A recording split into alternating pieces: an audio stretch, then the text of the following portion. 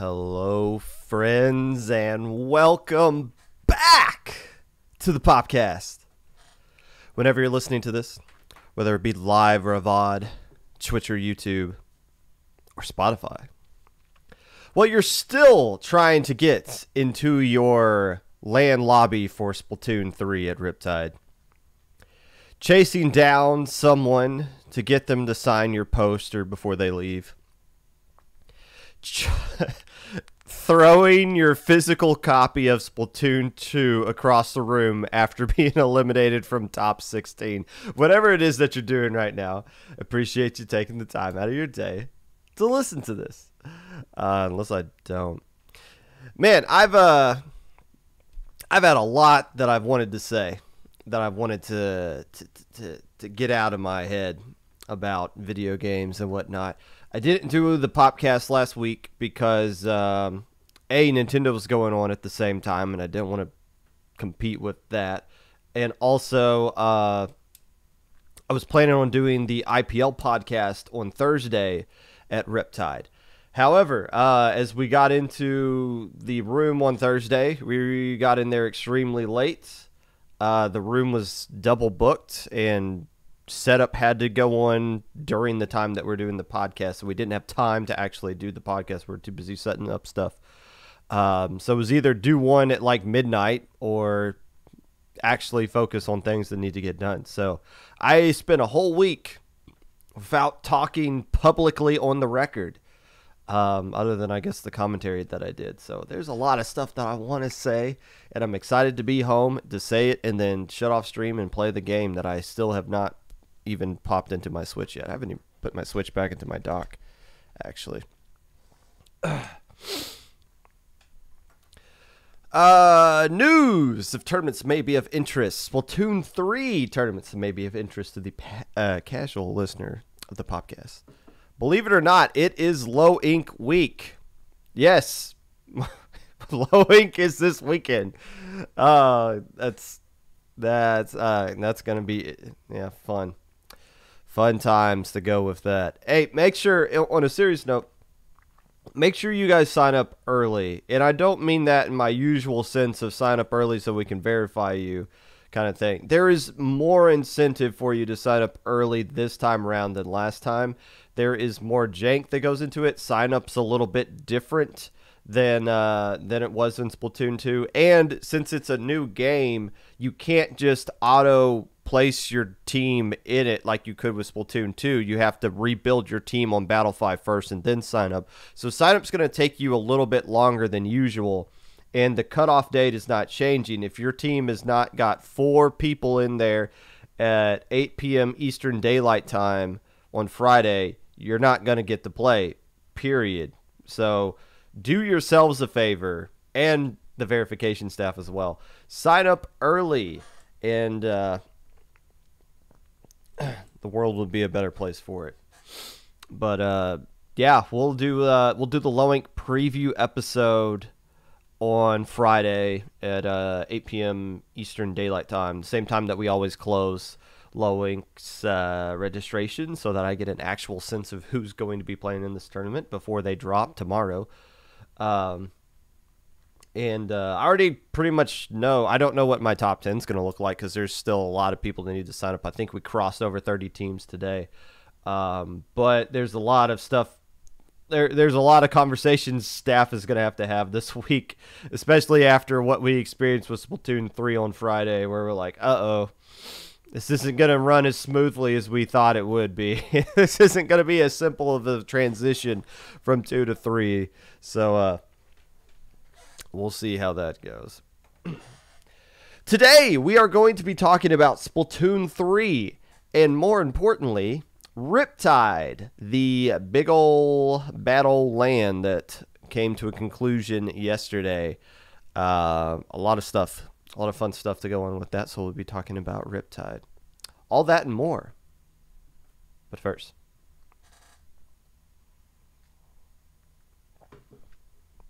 it's finally out. We can stop speculating. We can stop worrying. We can stop coming up to overreacting to stupid hacked clips or clips from people's hacked switches. It's like, oh, well, this is broken. Oh, well, this is bad. And no, like, it's out. We can see it all for ourselves. And we can still overreact to, like, what happens in that first turf war game that you play to get through or whatever. Let's, I'm going to talk about it. But I do want to give out a disclaimer beforehand. First off, I have yet to play Splatoon 3. Other than the test fire, I have literally not physically sat down and played it. I haven't had time to. Literally left Riptide as soon as we could. Got home. We got home around 1 in the morning.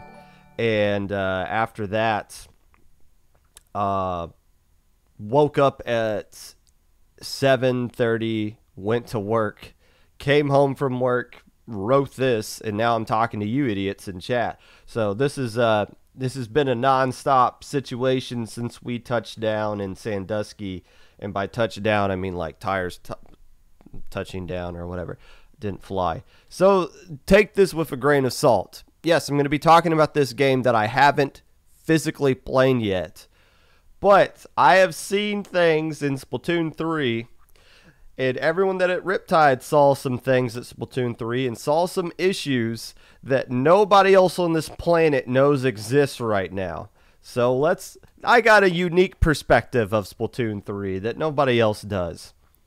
First, let's just get the positives out of the way before we get into the annoying stuff, right?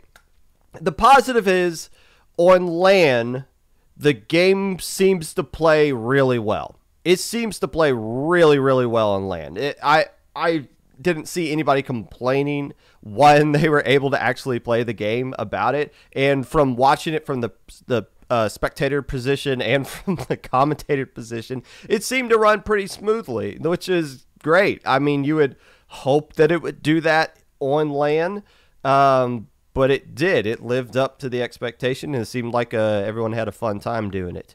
The stamp special, the hammer, that sucker looked like it was better on LAN than what it looked like in the test fire. I'm not sitting here saying it's like fixed or anything like that. I don't know. I'm just saying from what I saw, it looked smooth and it looked like it was landing the way it should. People who actually used it could probably say otherwise, but I'll sit here and tell you, some of you just flat out suck at the game, and that kind of factors into these things as well.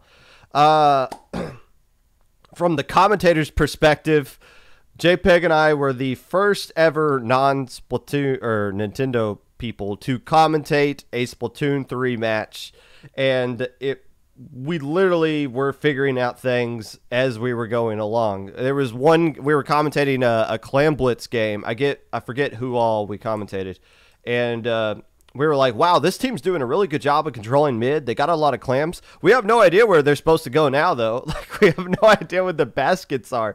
So there was a lot of learning on the fly for all of us. Now, as JPEG and I are commentating at the beginning of the tournament, we noticed there's a little bit of a delay after our first match.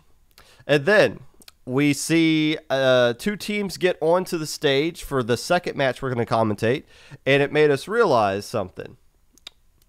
Those teams should be playing each other in round one. And we just commentated round one. What's going on here? Oh, we're going to commentate this match on round one because they can't get into a lobby off stage at one of the 6 stations that we have set up? Oh, no. And that was my first indicator that we were in for a total crap storm once me and JPEG got off stream. And whoa, good golly, Miss Molly, let's get into this. LAN mode in general just straight up does not work with the game right now. It just straight up does not work. The shoal is an absolute nightmare. And for those of you that have never been to LAN before, let me explain the scenario that you go through to get into a LAN match in Splatoon 2. And we've had, what, 5 years to perfect this kind of system here. So first off, You put your Switch into airplane mode, which you can't do while it's docked. You got to take it undocked and put it into airplane mode. Why do you do that? Now, you guys know I'm not a tech person, so this is just some secondhand information that was given to me. Take that with a grain of salt. But essentially, you put it into airplane mode because the game will search for Wi-Fi first before searching for a LAN connection. And if you put it in airplane mode, it bypasses that. It's not going to search for the Wi-Fi. It's just going to search for the LAN. So that's why you put it in airplane mode, I believe. That's what it was. That's how it was explained to me. So that's why we tell you guys to put it in airplane mode. Then you go to the shoal. And you don't just go to the shoal and find a room. No, you go to the shoal and you hold down the left bumper, the right bumper, and the left stick. And you hold that down for like 5 seconds. Then the screen like flushes and comes back up. And then you're in LAN mode. Why does it do that? I have no idea. There's nothing in game that would tell you that's the button combination you have to hold down to make it work. Like, if you were trying to do, I guess there's like no scenario where you would ever be in LAN mode at the shoal. But still, like, if you were to actually try to do that on your own, you would have no idea. Somebody would have to tell you. You would just feel like it didn't work. But once you do those two things, then you can get into a lobby. It's not that difficult. Now, there's always issues arise where somebody's like, I can't get into a lobby. Most of the time, it's like, well, you forgot to put on airplane mode, or you forgot to put in the cheat code to get into LAN mode. That's most of the time. The other times, if you still can't get in after that, that's when you start checking equipment. Okay, is the Ethernet cable working? Let's change that. Still can't. Okay, the LAN adapter. Let's change that. Okay, let's change the dock. And if all that fails, then you look at the actual Ethernet switch, not the Nintendo Switch, but the one where all the LAN switches, Ethernet cables are connecting into. You just start switching out things until you find the right combination of stuff that works. And when that happens, that setup is usually going to work for the rest of the day until it finally decides that it doesn't want to do that. So that's all the issues that can arise in Splatoon 2. And for like the past 5 years of doing LANs, TOs have figured that system out, and it might take a little bit of time, but we at least know how to get people in there. We know how to fix all those problems. On average, I would say, and this doesn't include the audio setup, which, yeah, I think it was easy at Genesis because headphones were provided and they stayed at each station. But when everybody's unplugging and plugging in their headphones and messing with their own audio functions and all that stuff, that slows things down for sure. But that's just the state of the world we're in. I don't think you can just have headsets there for everybody to use. Even if they're donated, they're not going to be sanitized. You know, you're putting on somebody else's sweat right after you. So I would assume the days of having set headphones are gone. But that does slow things down as well. But just actually plopping down your Switch into the dock and getting into a room, that takes like 5 minutes. And if there's issues, it's easy to troubleshoot because we've been doing it for years. Splatoon 3, what the hell happened here? Oh my gosh, there's just all kinds of jank to it to get into a LAN room. For whatever reason, I have no idea. So first off, the original mindset going into this was that you weren't going to use airplane mode because you couldn't for some reason. So that means it's got to do that little cycle through all the Wi-Fi before it gets to the LAN or whatever, finds the room. So that didn't really work. If some people, a lot of people had the game downloaded, like a digital version of the game. Very few, if any, people had physical copies of the game, unless you were at Target on the day right before it launched, just a few hours before the tournament started.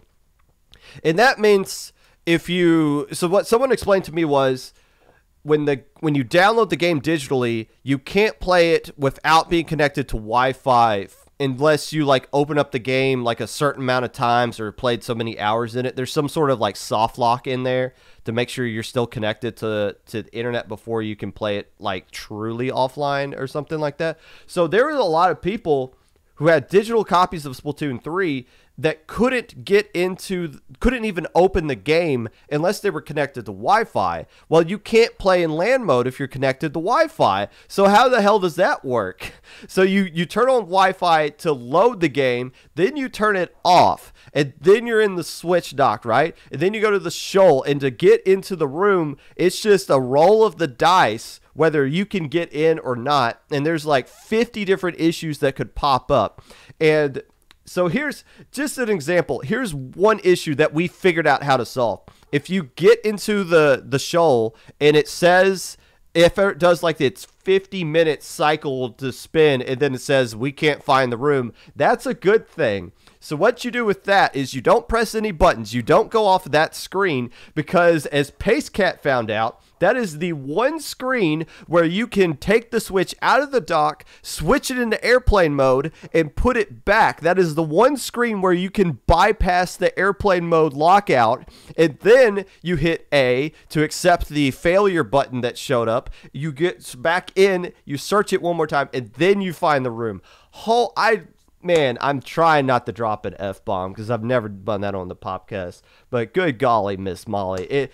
That was just one thing. That was one thing we figured out how to solve. There's still a lot of other issues that it's just restart your Switch. Let's try it again. Okay.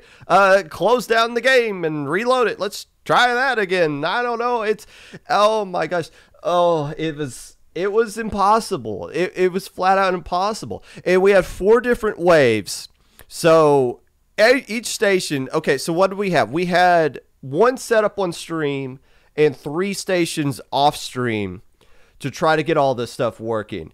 And I feel like every time a new wave started, 5 to 6 people could not get into a lobby. And they had to have either K-Bot, Pacecat, Raze, JPEG, Kraken Mare, myself. I think 9 might have helped out at some point. GG's Dan was there the whole day and just absorbed all the information we were spewing out to people. And eventually Dan was able to, like, oh, here's the cheat code they figured out for that specific error. I kid you not, it probably took, on average, about 20 minutes to get 8 people into the lobby. People spent more time getting into lobbies than they did playing the game. I guarantee you it did. It just flat out did not work. And Magic, I don't know if you're in chat with the idiots or you're gonna watch the VOD of this later, but you're in for hell, man. I mean, if this patch doesn't come out to like fix LAN mode, Big House is gonna suck.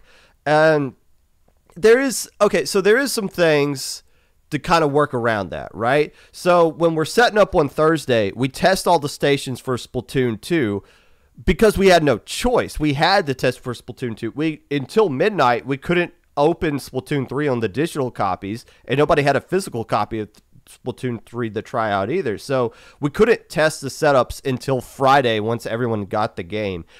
For Big House, they'll be able to test the setups the day before with actual Splatoon 3. So they'll be able to troubleshoot somewhat through those things, which is a good thing.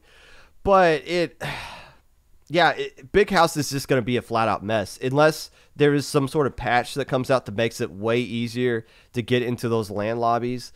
But it doesn't seem likely that that's going to be the case. It seems like there's a lot of bigger fish to fry with the game right now, other than just like very niche LAN mode thing that like 0.001% of the people that bought the game are going to use. Like the vast majority, I've seen the clips you guys have shown online of people playing online, not at Riptide, but of the oh my gosh, the little sock puppet creatures that are like teleporting around in Salmon Run. And Negus had like a version of Splatoon 3 on their screen that looked absolutely bizarre with all kinds of jank going on, like lag you have never seen in your life. Somebody found a way to grab the Rainmaker while you're in the Spider-Man mode thing and you fly. You're just like stuck in the state of flying. It's pretty jank right now, and understandably so. Look, to be fair, probably doing a tournament the day of the launch might not have been the best idea. I mean, we got through it, but I think everyone kind of knew some issues were going to arrive. You just didn't know what those issues were going to be, and you didn't know how specifically to troubleshoot those issues. And that's something we'll figure out more of, even if without a patch, probably. But that's kind of how games go now, right? Like a new game comes out, and it's still just a little off. It's just not ready. It seems like every Donkey comes out with a new video, he's just making fun about how the game doesn't work, but then a patch comes out like a month or a week later, and then all the jank in Donkey's video doesn't exist anymore, which is probably what's going to happen here when Donkey makes a video about Splatoon 3. Disclaimer, the Popcast was written before Donkey's video came out earlier this day, so that joke no longer holds any water. Although I didn't understand anything Donkey was saying in that video. So be it.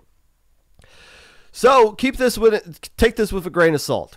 Yes, the version of the game that you're playing right now it doesn't feel finished. And I think the culprit is we set the date, September the 9th. If it's ready or not, who cares? Let's get a version of the game out there and we'll finish it later. I feel like that's what everybody does. Not Nintendo, but like every game is like that. So I'm not like excusing it, but I also know it's like the things we're griping about on Twitter, people saying that the game can't be played competitively online in the state that it's in right now. Those issues are going to be fixed eventually, and this game is going to get going. But from what I saw, at least in the land mode, the game's just not done. And so be it. However, though, the game is here. We can play SOS on Wednesday in 2 days from now. We'll see how that goes. But just my initial thoughts on the game in general. First off, missiles are not that good. They're not good. It's not bad, but it's definitely not good compared to everything else in the game. If you were worried about missiles, if you were claiming you're going to ban tournament missiles from your tournament, you need to reconsider that heavily. It's not going to be a good look to do that now. Yes, can you spam missiles with Flingza? Yes, you still can. But you're not going to be harassed with 15 to 20 missiles coming at you over the course of a 5-minute game anymore. That's just flat out not going to happen. Unless somebody runs like special charge GooTuber, it's not going to happen. You're just going to see like 6 to 8. That's much more manageable. Yeah, you're being displaced by the missiles, but that's what specials do. Booyah Bomb forces you to be displaced. Vacuum forces you to be displaced. Killer Whale, like specials are designed to force your opponent to move, and that's what the vast majority of these specials are doing to you right now. So yes, missiles are still in the game, but unless we get a bunch of new weapons that are shooters that have let you get missiles way quicker than what you should, it's not really that big of a deal anymore. And you get the sense that there's not going to be a lot more missiles added to the game because they want to throw in their new specials that they created. So it's not really that big of a deal anymore, or at least in the early version of the game that we got right now, missiles are not that big of a deal. Vacuum, on the other hand, Vacuum is cool. Vacuum is really cool, and the more I see a Vacuum, the more I think, oh, this is a clever special. It's like the anti-special. If you fire missiles, you pop Vacuum, you're safe. It eats Booyah Bombs. Eats them alive. It no longer can I just charge a Booyah Bomb, throw it on tower, and GG, I automatically win. No, if they go to Vacuum, they counter that. And there are ways around fighting the Vacuum, but just seeing the Vacuum in action at Riptide and seeing the clips online, you get the sense like, oh, this is going to be a clever special. It's not a broken, busted, overpowered thing. No, it's a clever special, and it's cool to see if it's used in the right way. And if you use it in the wrong way, it can really screw you over, as we saw a few examples of that at Riptide. The cooler, the Chug Jug, the juice, it's still really good. I see some people saying it's overrated, that it's not the strongest special. Okay, maybe in solo queue it's not that good. I can see that being the case because it's not like armor. I can just pop it and all my stupid solo queue teammates get my armor whether they wanted it or not. No, I have to throw it down and I have to hope that my teammates that I threw it, like I'll throw it on top of their head. I have to hope they realize that they need to come back and get it, or if they just run off and ignore it. And if you got the person, if your teammate is the one with cooler, you got to hope they put it in a good spot. You got to hope they put it in the right time. I've had, back when we did the test fire, I had a solo queue teammate throw it down while they were the only one alive. It's like, okay, yeah, in that context, yes, cooler kind of sucks because it requires coordination, and solo queue is known for having no coordination.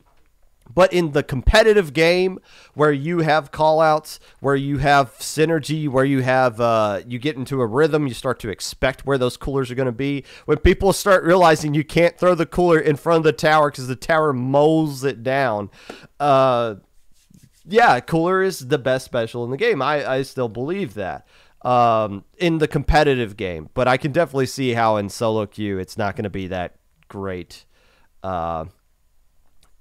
For reasons I just explained. Wave Breaker is a lot better than I thought it would be. I thought it was just some sort of stupid, I can just jump rope, who cares? But it seems to be used very heavy. It seems like Wave Breaker and Cooler are both used extremely often in the at Riptide in the competitive scene. Heavy is very popular right now, and that might change once everyone starts realizing, oh crap, chargers are coming back. It's not just .q. There's a bunch of people that used to be charger mains in this community that went to doing in-zap just so they could stay relevant a little while longer, that are going to go back to being charger, and that is where the age of the Hydra and the Splatling is going to decline, because that is not a winning fight. I've been on the record. I've said this. I never complained about being missile spam because I would much rather you send 20 missiles at me a game than you match me up against an E-leader that can hit their shots. That's not something I'm looking forward to, but at least for now, heavy Splatling is being used a lot, and that's a good thing. The machine is meta. They should not have given that thing that kit. Fizzy and Booyah Bomb is not something you should be putting on a machine. Vanilla Machine is going to be a really good weapon over the course of the entire game, unless they nerf it somehow. But that is a really strong kit. There's not many vanilla weapons that we play competitively in Splatoon 2 outside of like in-zap and Junior. But a lot of these vanilla weapons seem pretty strong from the jump and will be strong for the good chunk of time, including Machine. Splattershot players are going to have to Splattershot players will be forced to get good. Not saying that Splattershot players weren't always good. There's a great Splattershot player in chat right now. But it's not going to be, let me just have a brain dead special. No, you have to actually focus on the Inkzuka. And people that are going to get really good at Inkzuka are going to be really strong and sought after to be on teams in these games. So Splattershot's not going to become just like a casual thing anymore. It's going to be one of those higher skills level. Well, maybe not a higher skill ceiling because it's still, the main weapon itself isn't that difficult, but mastering the Inkzuka is what's going to separate the true Splattershot players from the K-shot missile spammers that we had at the end of Splatoon 2.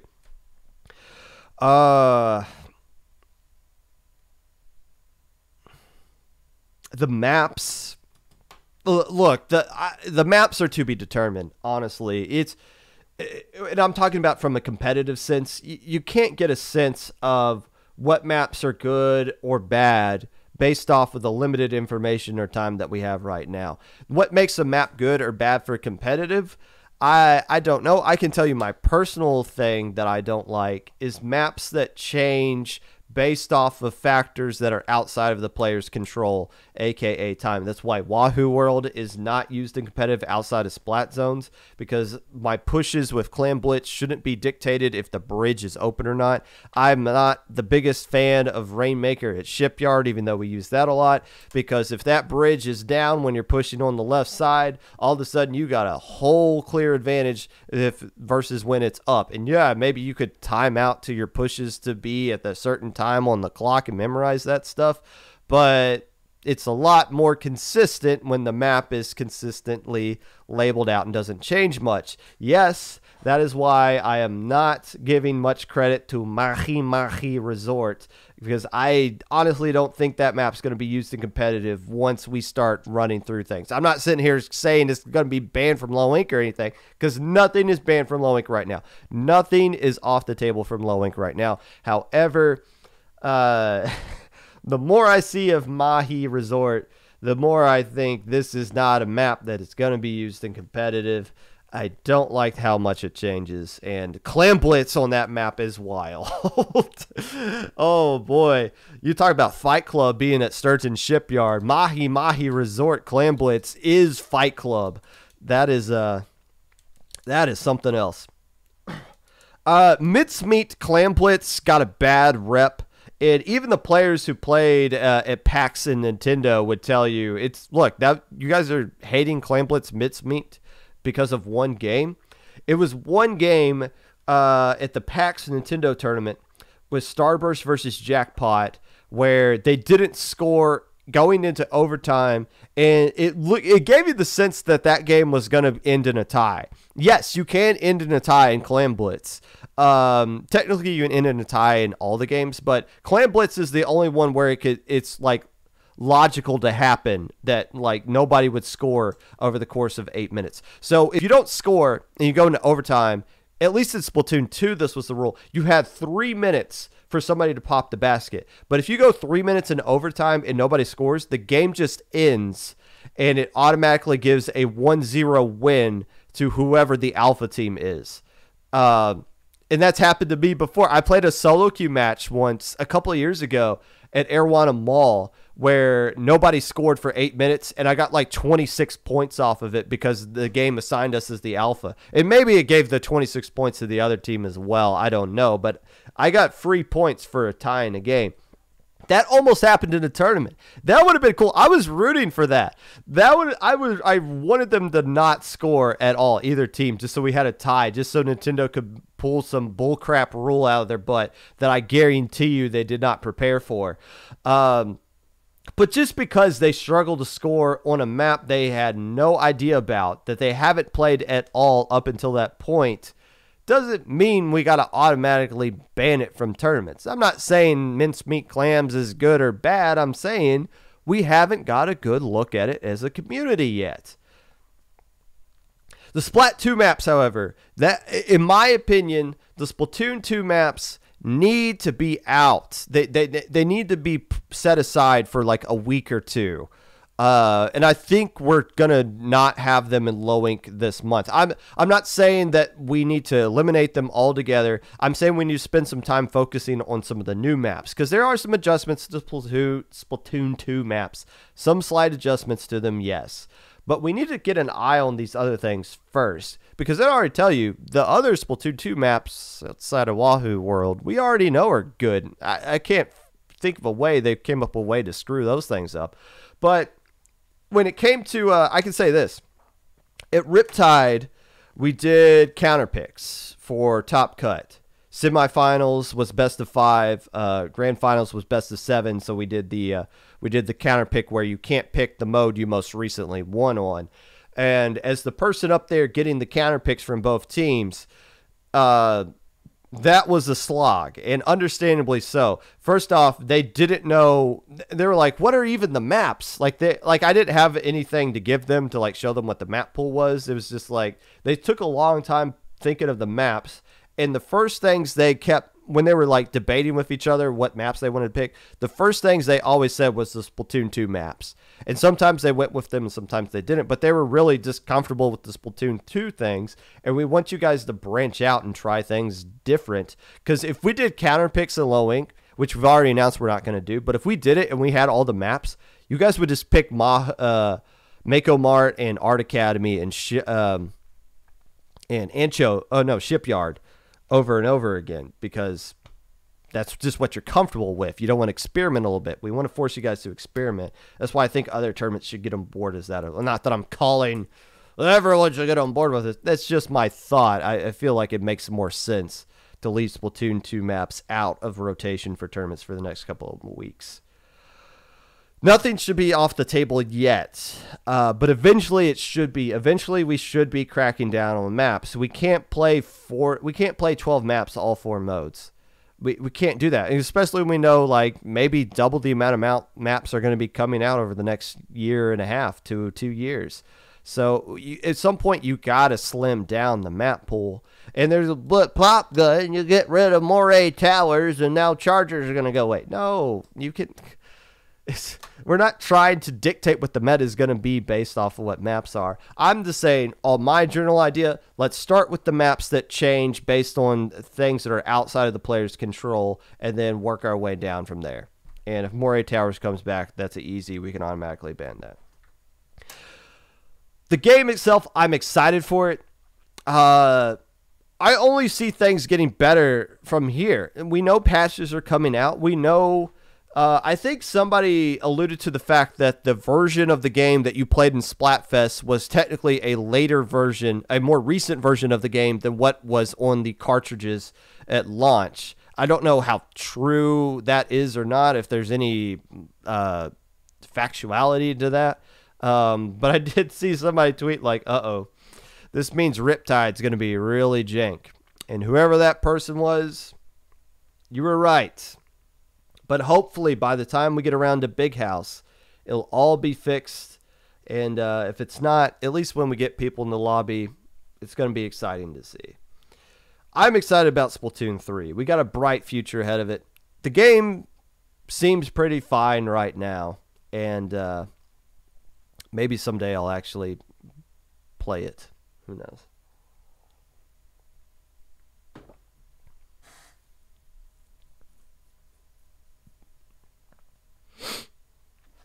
Down to test the 8-minute clams overtime thing. I mean, you can tie in the other 3 modes if neither team ever touches the objective, but the game doesn't go to overtime. Like if you play tower control and nobody touches the objective for 5 minutes, the game doesn't go to overtime. It just ends. It just says stop that. You're clearly not even trying. We're getting you out of here. Before we talk about Riptide itself, not just the Splatoon 3 thing, there were some other tournaments that went on this weekend. How about we take the time to do one final weekly recap for the Splatoon 2 events and some Splatoon 3 stuff. That's right, it is time for the weekly recap.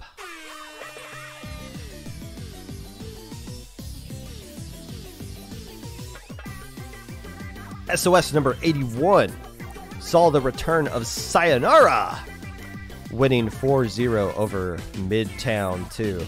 That's right, Sayonara is back, as a bunch of other high-level, top-level teams, I should say, has made a return after going dormant towards the missile spam days of Splatoon 2, are now back in Splatoon 3, and Sayonara used SOS as a warm-up, as we traditionally see top-level players do.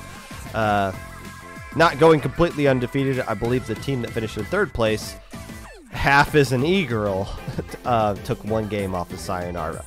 So be it. Hammerhead was won by Resilience. Make a Bracket won by Makashera. And I know I pronounced that correctly. Lantern Bracket was won by Pumpkin Trash Break. Pumpkin Trash Break. All right, fair enough. The Splatoon 3 edition of Riptide, which technically was a side event, was won by Test 1, made up of players from Jump Seth, Nyan, and Landon. Semicolon 3, or Catface as we call them, took 2nd place. Kennard, gosh, I wish I could read my own handwriting. Kennard, Garrett, Dash, Citrus, and Leotos. third place, there was a third place match that was played off stream. Bless your heart, Fiction. They had to play a match off stream on one of the sets to end the night after they had a very long day on Friday. They took third place over Lemons, who finished in fourth place. The format for this tournament was 4 groups that were played in waves. The winner of each group moved on to a top 4. And technically the first Splatoon 3 tournament after the launch of the game. And we got through it. It's over with. Dapple Productions hosted an exhibition match between Starburst and Jackpot. Starburst winning. Actually, Jackpot won 5-2. The codes for this are out. Dapple Productions tweeted out what the codes for this event were, so that everybody could see them for their own eyes, and that's a pretty cool thing. It's cool that we can see this kind of that we can I can just pop in the codes into my Switch and watch the game myself. I don't have to look back on Twitch.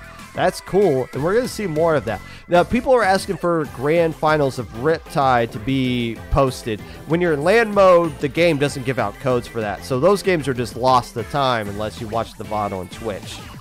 Rams got rammed by the Bills 31-10. The Chiefs hunt down the Cardinals 44-21. The Steelers proved their kicker doesn't suck as bad as the Bengals kicker does, beating them 23-20. And that was your weekly recap, sponsored by Big Man, who is by far the most popular of the 3 new idols, and Big Man made an appearance actually commentating with K-Bot Grand Finals of Splatoon 3, and was also in the crowd there. So, Big Man, the official sponsor of today's episode of the weekly recap.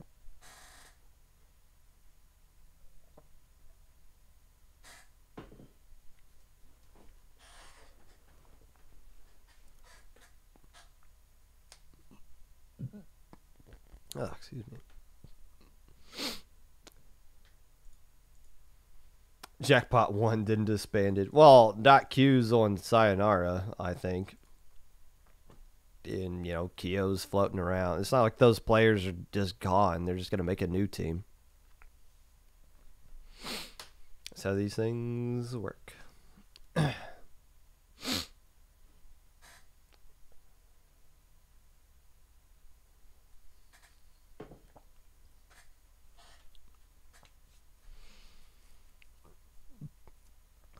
Speaking of Riptide,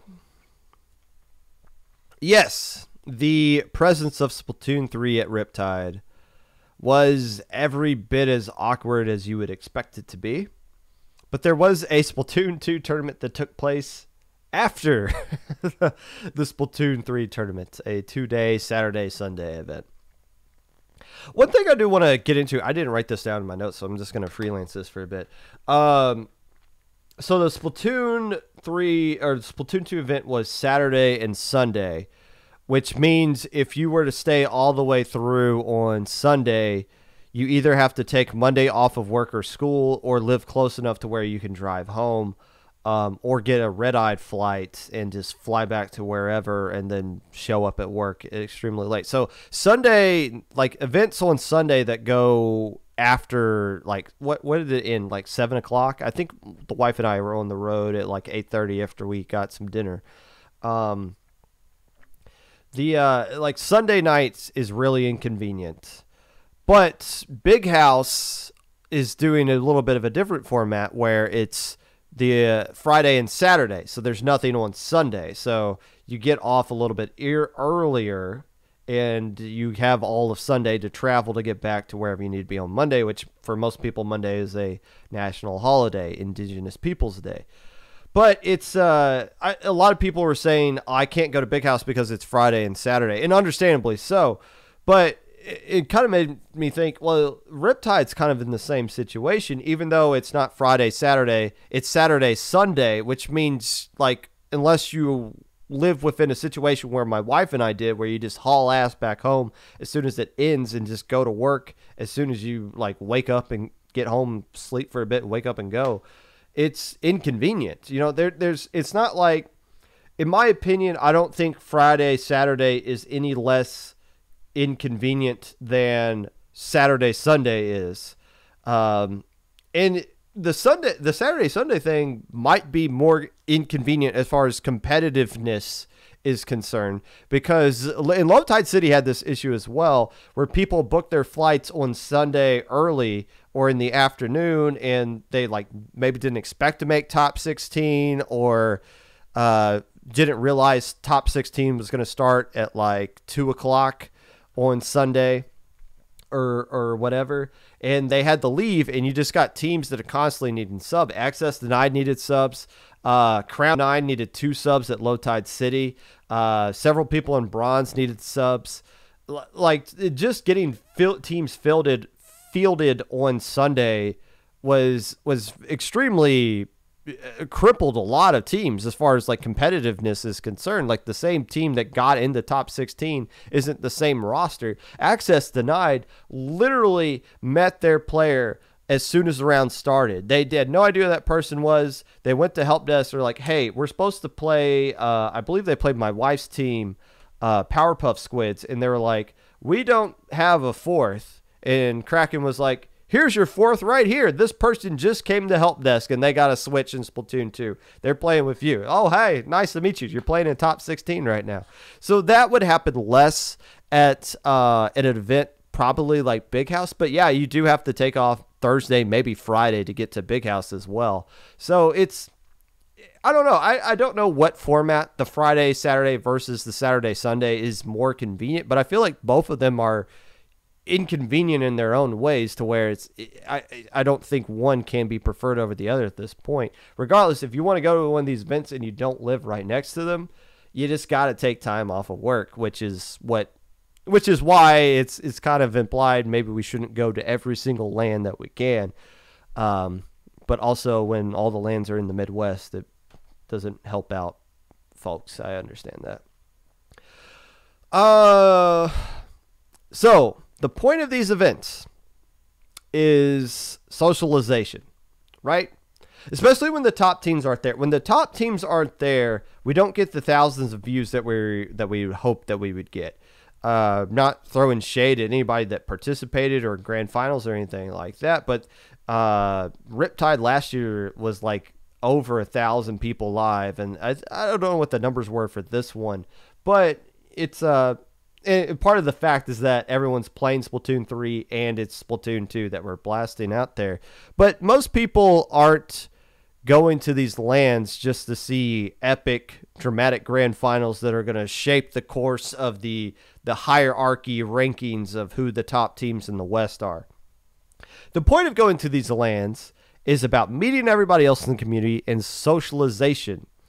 And the question was, for those of us that went to Low Tide City, what is going to be the equivalent of the fire pit here in Sandusky, Ohio? Falco made his best effort and made it his mission to try to come up with the answer to that question.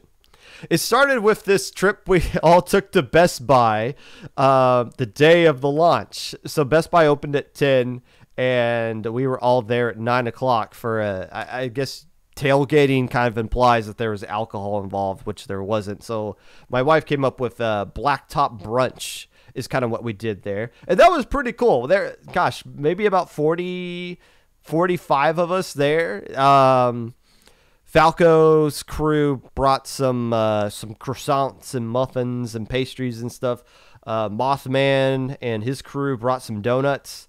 I think Falco's team also brought some orange juice as well. And it was just cool. It was just a cool little morning meet and greet kind of thing. Like, hey, I didn't see you when you came in on Thursday. How you doing? Yeah, who are you? It was good. It was like a little social hour, which quite honestly, I wish we had more of in Splatoon. Not just like especially when posters come out. My biggest gripe, and I love signing posters for people, but my biggest gripe is that posters always come out while people are playing. And I wasn't playing this year, but at Low Tide City and Riptide last year, it's like as soon as I'm done with a set, like a redemption set that goes to game 5, and I'm either super pumped that we won or heartbroken that we lost, it's like, hey, the posters just came out and I'm just getting bombarded. Hey, can you sign my poster? But if we had like a social hour of just, hey, nobody can play. There's no tournaments going on. The posters are out. And for this whole hour, everybody just go around talking to each other and signing each other's posters. Enjoy the rest of your day, Cooties. I was glad that you were here. That's kind of what this was, the Best Buy Blacktop brunch thing. That was just like the social hour I wish we had at the venue. And, you know, it's hard to pull that off regardless. But that's just kind of a personal thing I liked. And I liked the Best Buy thing. It was funny because the Best Buy there was 100% not prepared for this at all. I believe efforts were made to make them aware, hey, we're going to have a large group of people here that are going to be there to buy the game. And we went there, the game was not on the shelf at all. And I think some people who had the game pre-ordered at that Best Buy were told that something happened and it couldn't get it. Did anybody actually get a copy at that Best Buy? I don't know. It was funny though, as we were in the parking lot eating, one of the Best Buy employees poked their head out the window and took a picture of us. It was just for their own record, like, what the hell's going on here? So there was a Target right behind it. So we went there and they had tons of copies, and bless the heart of the woman working the electronics counter. They seemed kind of stressed out, but the game did come with the I don't have one on me, but cool little Splatoon 3 sunglasses if you got it there. But just like getting that a group of people to meet up off site from the event and just enjoy each other's time and socialize and communicate, that's what the LAN is all about, and that was pretty cool. There were some places we tried to meet up at the actual event. The bar area was there was a lot of people at the bar area. There was a lot of Smash people there. We did that one night. The other night we found a place outside the arcade that was, just had a bunch of tables. It was kind of dark though, but it was still just like a place that everyone could hang out. What we're trying to get away from is, and you're always going to have this anyways, but what we're trying to get away from is people just being in their own little cliques, being in somebody's room, and you just got like 15 people in one room, and it's like, hey, you're invited, hey, you're not, you know, like you're not in part of this club kind of thing. What was cool about the camp, the fire pit at Low Tide City is that it busts down all those barriers. It's just everybody's there is allowed to socialize with everybody else, and you get to talk with people that you normally wouldn't get to talk to. So efforts were made mainly by Falco, spearheaded that to try to get some things going there. And if you know it, I feel like I enjoyed myself, but there's still a lot of people that I would have loved to hang out with outside of the actual, you know, gaming hall, that weren't able to make that or didn't know that we were hanging out in certain spots. So that, you know, that it just kind of left you wanting a little bit more, as far from the socialization side. But that's really why you go to LANs. You go there to compete and have fun and do that stuff, but it's more so meeting people. I got to meet a lot of you, which is fantastic. And a lot of you met me, and somebody said to me, and I quote, "You weren't as bald as I was expecting you to be." And it's like, oh, thanks. That's I'm glad I beat your expectations of that. Let's see. I don't want to compare LANs because they're all different in their unique way, but it's hard not to compare Riptide to Low Tide City, considering they're both at a Kalahari resort. The resort in Kalahari is better. The fire pit situation, the bar area, the arcade. I keep mentioning the bar area like it's. I know most of you and some of you in chat aren't old enough for that, but there's arcade, there's a bowling alley. There's a lot more features for everybody at the Low Tide City one. The gaming hall is obviously better at Riptide because we're in our own room, and that's nice. But that's not to say Low Tide City wouldn't have.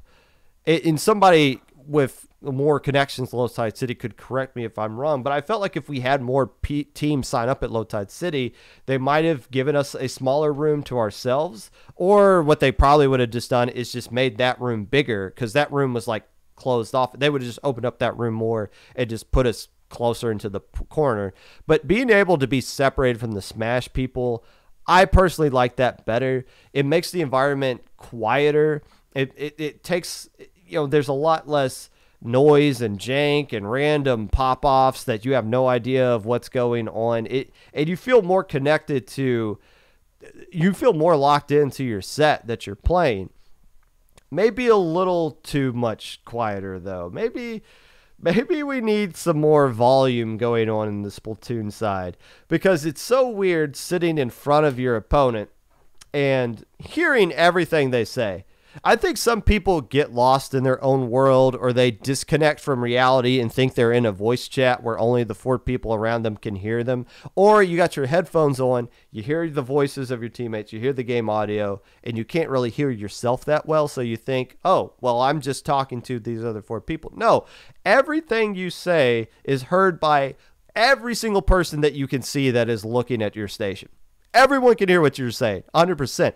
And some people, I'm convinced they are not aware that they are literally screaming call outs. The most experienced person in this event, and it shows by far, is Roundy, because Roundy, and I've played with Roundy before, and anytime Roundy DMs me, I will be like, yes, I'll definitely consider playing with you.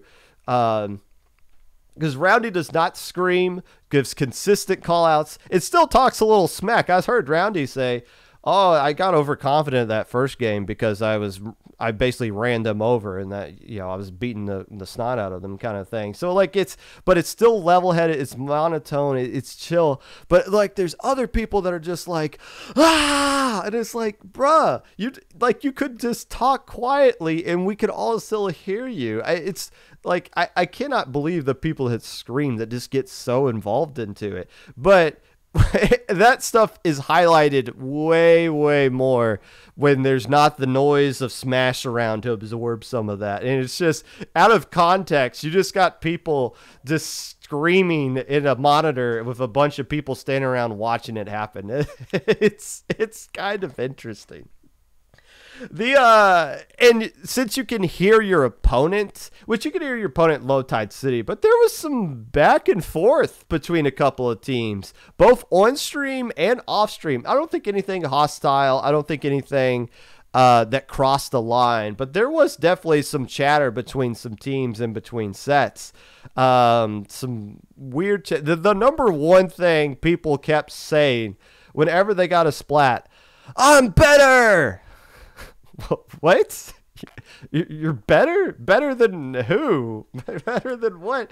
There was some team I was watching that just kept saying it back and forth against each other. I'm better. And then that person would splat them. I'm better. And it's like, okay, who's actually better here? When did this become a call out people were using? But I get it though. You want to hype yourself up. I got a good splat. Let's go. Let's frickin' go, all that good stuff. But it's when did I'm better becomes just the default generic call out whenever you splat somebody? I have no idea.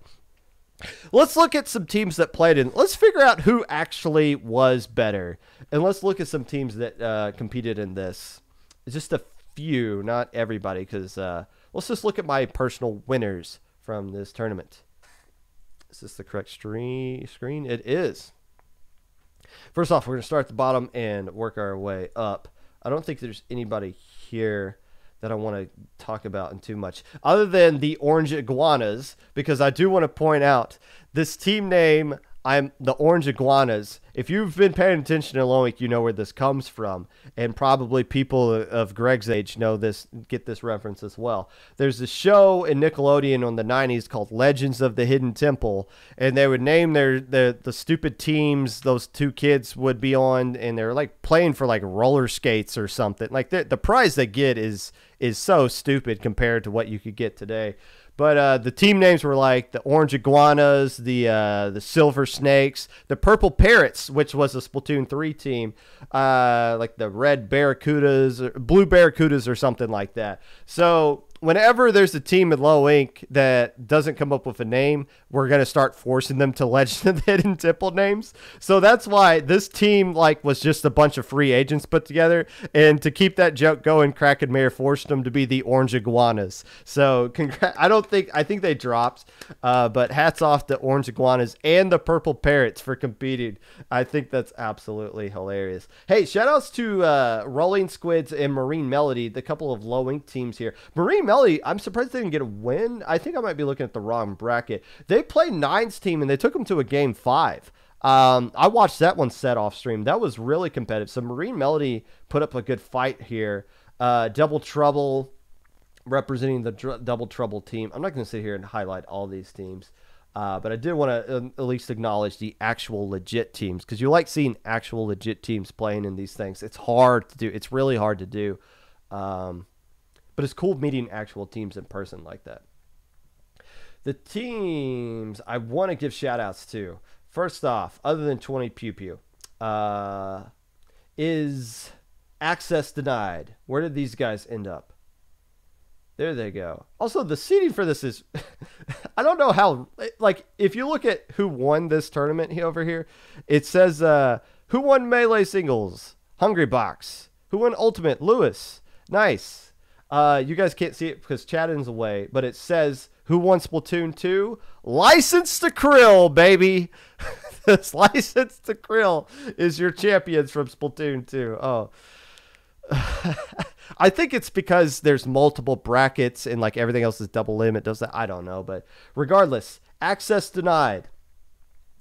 These guys played fantastic over the weekend, despite all the adversity they faced with. Black Wolf did not make it because they tweeted out they got COVID at the airport and couldn't make it. That sucks, but I understand the community rallied around that, and there should be something coming towards Black Wolf, and hopefully we see them play again. So they had to get a sub, and I believe Hayden dipped after Saturday so that they could go get a sub. But here's who they beat. They beat Lemons, who was a really strong team in their group. They were not, let me just tell you, they were not supposed to beat Lemons. They 3-1 them.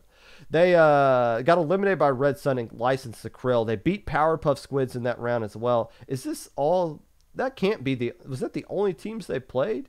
There's something, it's not showing all the matches here. Maybe I'm just looking at the wrong bracket or something. But regardless, or maybe they only had 2 teams in their Swiss group or something. But still, Access Denied, with all the adversity they faced, with the fact that we haven't seen them play since I think the February low ink, to come in and win their group, including a group that included Lemons, and make top cut, and get a win in top cut, moving on to winners quarterfinals. That's really impressive. So hats off to Access Denied. And Cynthia Tenacity, I believe, is the other player. And the other player who literally just came off the street. I believe Steffi might have been their name. Access Denied deserves a little bit of credit for that. Splat or Swim, it was good seeing these guys. It seemed like every time I saw a Splat or Swim at a station, there was something broken. Their audio wasn't working. They couldn't get in the lobby or something. So I kind of ragged them for that a little bit. But they played in some hype sets here. 3 Rats and a Laser took them to a game 5. License to Krill took them to a game 5. But they played in some other... They played in Splatoon 3 as well and had some competitive sets. But again, another name brand team. It's cool seeing those guys in person, and it was just cool seeing Splatter Swim play in general. This team deserves a little bit of a shout out because they played way better than I thought they would. And then I remembered, oh yeah, Echo's just really good at the game, and the rest of these guys are as well. And I didn't get to introduce myself to Starbit. I saw them while they were playing, so I didn't want to interrupt with that. Starbit's the one who made the poster that all of you have. But I forgot to meet and get a picture of Starbit. We'll do that next year. But this team really popped off. They beat Toxic Punks. And I feel like this isn't showing all the matches. They took Bread Bank to a game 5 as well. That was another really strong team. But I was impressed with what this team was able to do. And then I just remembered oh yeah, I just forgot Echo was really strong. Fartos. So here's what I would say about Fartos. This isn't Fardos. I don't understand what's going on here. Isn't Fardos like Jess Q? I think actually, okay, so like the team that played in SAC isn't the same roster that's here, but I think the actual true Fardos roster is Bandit and some other people. So I don't know what was going on with that name, but people kept talking, like commentators were like, oh, this is the SAC team and they're established and all this stuff. And it's like, no, Q's not here. Jess is on a different team. April's on a different team. Like, that's not the same team that won SAC. It just uses the same name. But they did well enough here. Again, they didn't finish first. I don't know what's up with that. The Ink Lawyers, where are they at?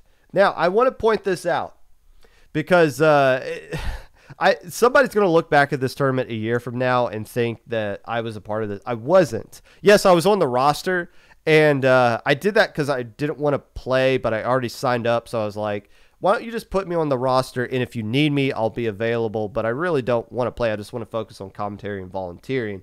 And there was like some scenarios where I was like, hey, if a Clan Blitz pit comes up, like I'll hop in, I'll sub in for that, but I was also commentating at the time, so it wasn't, so I didn't make that happen. But don't look at this and think I had any involvement in this at all. I didn't. It's all these four guys. Bishop is just as good as advertised, but even better when you combine Bishop with Fusion's Blob.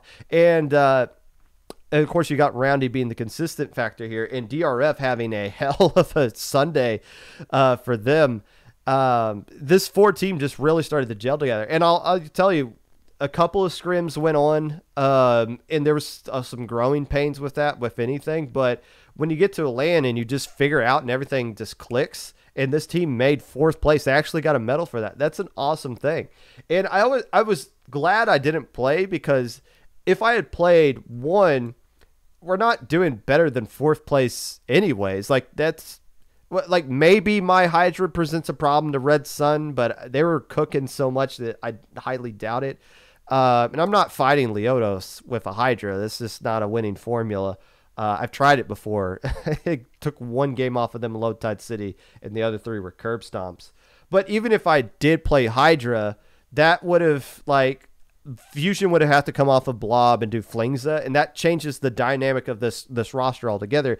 The Blaster and the Blob were what made this team so good, and Fusion was getting a lot of splats to go along with the paint they were putting down. It was just kind of the perfect little nucleus together, and I'm glad they got it figured out, and they did as well as they did. Feel really good for DRF to have that kind of moment to get top 4 at Riptide. The last, because this is going on a little bit longer than I was expecting. Last two teams. The team that won this all, Assault. I call them Attack of the Sasquatch. Attack of the Sasquatch sounds better. That sounds like a monster movie to some extent. There was Assault of the Sasquatch. They kept saying one of these players was Ant. Whoever was like, cows are friends or something like that. And they played weapons like Ant, and they looked like they were getting KAs like Ant. I didn't know who it actually was, and I'm not like trying to figure out like who these players actually are or anything like that. But for the most part, some of these players didn't seem like they actually played online. They only played like LAN stuff. So they were good, unless they're just like monsters I've never heard of, which is likely. But they went undefeated here. Did they go undefeated in Splatoon? Well, yeah, there was no double limb in Splatoon 3.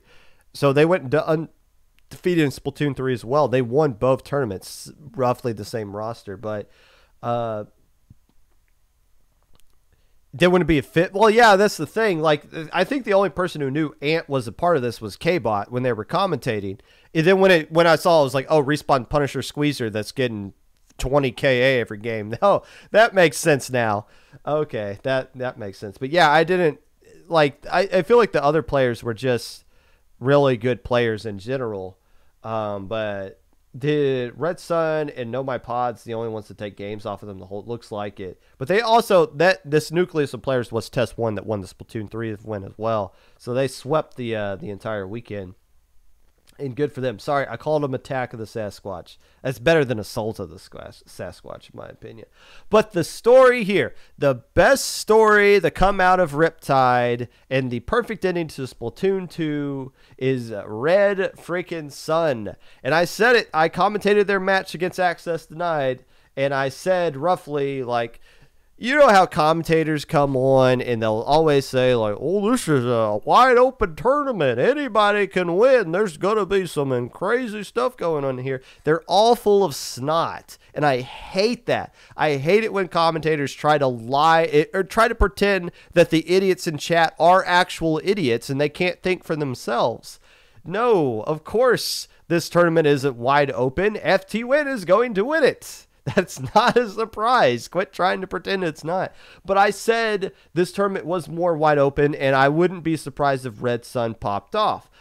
Despite saying that on stream yesterday, I was still surprised that Red Sun popped off, because on this match here, where they 3-0'd No My Pods, I bet 30,000 channel points on them to lose, because I saw the money line was heading in Red Sun's favor, and I was like, why are people betting on Red Sun to win this one? This is an easy free points for me. I'm going to bet 30,000, and they swept them. They swept them in losers finals. Red Sun didn't make a counter. This was a counter pick situation. Red Sun didn't make a counter pick at all. They took My Pod's best maps and still beat them on them. That's how impressive this win was. The only team to beat them was Assault of the Sasquatch, and they didn't go down without a fight, taking games off of them in both sets. And 3-0'd everybody else. The Ink Lawyers took one game off of them. Pepper Crabs gave them all they could handle. I believe that set was on stream as well. But Red Sun, I would have to look and see what they did in the most recent SAC tournament. It wasn't this good. But this is just... That's just kind of the thing about how LANs go. When you play deeper into the LAN on Sunday, it is a grind. Your brain becomes mush. It becomes really difficult if you're not eating the right kind of foods and you're stuck eating $10 or $12 chicken tender baskets and $10 pizza slices, and that's all you're getting into your system, and you're not hydrating enough.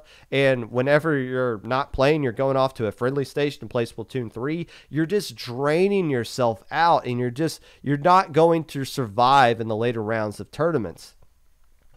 I'm not sitting here saying Red Sun did a good job of pacing themselves out, but they survived over everybody else. I will say this, Assault of the Sasquatch, when they were not playing, they were not in the room. They were gone. I don't know if they went to Smash and played some sets over there or whatever they did, but they did not stay in the room when they were not playing. They were disconnecting themselves. And I feel like that when you're a team that's on the verge of winning it, that might be the right stance to go. But Red Sun just survived, and you would expect him. All right, they're going to hit a wall, especially when they go up against No My Pods, who had a long break before they had to play them. You thought, okay, Red Sun's just going to run into that wall then, but that's when they flipped it into a different gear and just went to a whole nother level. It was impressive to say the least, and I told those guys afterwards, I was like, you're going to remember this for the rest of your life. Like, those are cool moments. It makes me think about Blush at Low Tide City and how excited I was for Haya to have that moment, to be on stage with a crowd cheering for you because you're the underdog. You're the name. Well, Blush wasn't a name brand team. But Red Sun, I think of teams that are actually well known, other than Starburst and FT Win when they win. Red Sun might have done the best that we've seen a team do in a long time, especially a team that is quote-unquote mid-level. That is a fantastic run for Red Sun. And yeah, it's the same roster. People were like, well, it's not the real roster. Beam's on Red Sun, or at least was, unless they left. Admir, Nice O, has the words Red Sun in their name. Dan the Man is the person who retired a long time ago, and we said, no, you're not. You're not actually retiring. Serviceable sub coming into this one, but this is the core of Red Sun. That's a great little story right there. And I'm glad Splatoon 2 is over and done with. But as far as Riptide is concerned, it was a great event. Splatoon 2 ran infinitely smoother than Splatoon 3 did. I don't know how Big House is going to go. the good news is that, well, I don't know how Ray's feels about this, but the good news is that Ray's, who's the head TO, one of the head TOs for Riptide, is going to be one of the head TOs at Big House and already knows what to expect from Splatoon 3. And Magic now gets the 1 month heads up that the storm is coming. So hopefully something can be done to help make that event a little bit better. But Riptide is always going to be a Pop Gun family namestay. We'll go every year. It's close to us. It's all the people that go there are fun and great. If there was some way to where they could take Riptide and put it at low tide, and we could have the venue of Low Tide City with the gaming hall at Riptide, that would be the perfect LAN experience. But you take what you can get, and I had a good weekend, and so did the wife. And I think I signed everybody's poster. I think I signed every poster that existed, and if I didn't, well, that's on you for not approaching me to get you to sign it. That being said, I'm going to eat some more sushi, play Splatoon 3, and go to bed. That's it. We're done. Oh, and then I'll wake up tomorrow and start verifying teams for Low Ink. Don't forget to sign up for Low Ink. And if you would like to be a part of the Popcast in any way, feel free to reach out to me at my socials below. Twitter, Mr_Popgun, Discord, Popgun, hashtag 5882, YouTube at 25Popgun, Twitch at Popgun25, Anchor.fm/Popgun, TikTok at Mr_Popgun.